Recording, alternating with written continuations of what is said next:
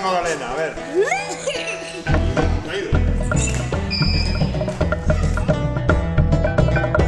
Baduzu zilu bat?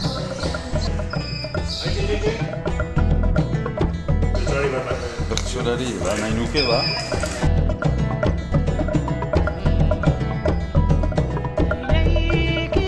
Sobera txikia da.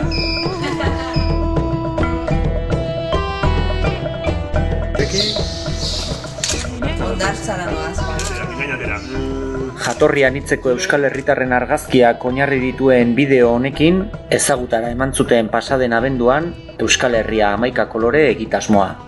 Dibertsitateari buruzko eztabaida sustatu eta herritarrak lotuko dituen sarea eraikitzea helburu.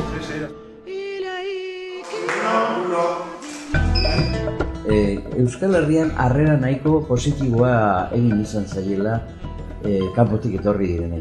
Oro har, hori kontatu digu. Horrek ez du esan nahi, salbuespenik ez dagoenik eta arazorik ez dagoenik toki guztietan egoten den bezala. Batzuk arrakasta bat izan dute bere Euskal Herriarekiko hartu emanean, beste batzuk arazoa dituzte, esatuerako paperik ez dute, oso egoera desberdinetako pertsonak ditu. Horregatik esaten dugu aniztasuna oso nabaria dela gure artean. Ez dugu pentsatu behar, anistasunara eta jatorri anistasunaz ari garenean soilik azken orduan, azken urteotan guregana Hego Amerikatik edo eta Magrebi herrialdetatik etorri direnekin ari garenik.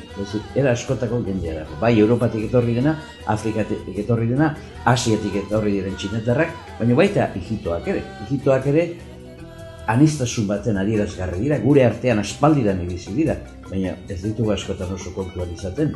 Espainiar estatuko toki desberdinetatik, batzuetan hizkuntza bereziarekin, gallegoaren kasuan, eta beste batzuetan gaztelaniarekin etorri direnak.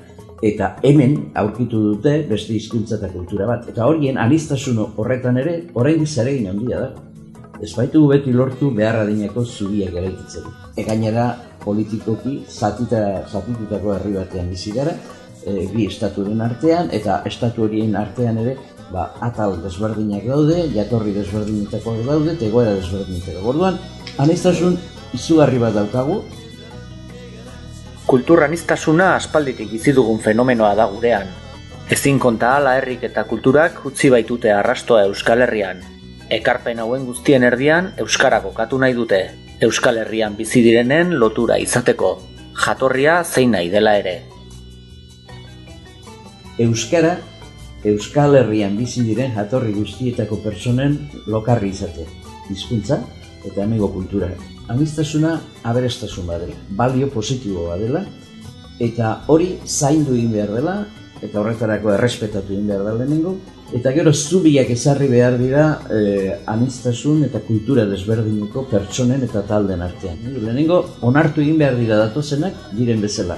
Eta gero aukera bat eskaini behar zaie, hemen gurekin kultura hartu eman bat izan dezaten hizkuntza gure euskararen bitartez. Eta hor, denok berdinez berdin, lan eginez eta gure eskubideak errespetatuz, iritsi behar dugu elkarrekin egoki bizitzea. Orduan, gure egiteko izango da lehenengo zubiak ezartzea, eta talde eta pertsona horiek dituzten arazoei laguntzen saiatzea. Dagoeneko badauden egituren bitartez, eta etorkizunean sortzea egoki ikusten diren eta lortuko ditugun egituren bitartez. Estatu bat ez dugun ezkero tresna batzuk ez ditugu, estatua dituenak, baina gurea izango da esperientzia bat, estaturik gabeko herri batek nola kudeatu dezakeen, edo autokudeatu behar bada zehatzago esan da, anistasun. Hei, entzuna bigure oiua, herri zarrau jaikida da, Donostian eta Bilbon aurkezpen publikoak egin ostean, Kataluniako esperientziak ezagutarazteko jardunaldi batzuk antolatu dituzte. Eta hurrengo pausoa datorren ekainaren batean emango dute, 11 kolore fest egunarekin.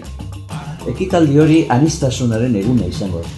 Ostian egingo da arrazoi bat baino gehiagorengatik. Alde batetik anistasun handia dago, badakigu 120 hizkuntza desberdin hitz egiten duela Donostia honetan. 2016an Europako kultura hiriburu izango da, eta uste dugu hor gauza askoren inguruan hitz egin daitekeela hitz egin behar dela, eta baita anistasunaren inguruan. Beste alde batetik Donostiak mende hurrena nolabait ospatuko du. Hau da, duela bi mende nola errezuten eta nola suntsitu izan zen.